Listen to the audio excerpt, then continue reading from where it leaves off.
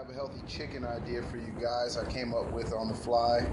It's pretty cheap. What I have is 5 chicken breasts that were frozen. I've got 1 can of diced tomatoes.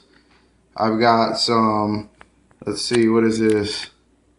Some Creole seasoning, but you could use seasoned salt, rosemary, oregano, celery salt, garlic powder, chili flakes, fresh ground black pepper.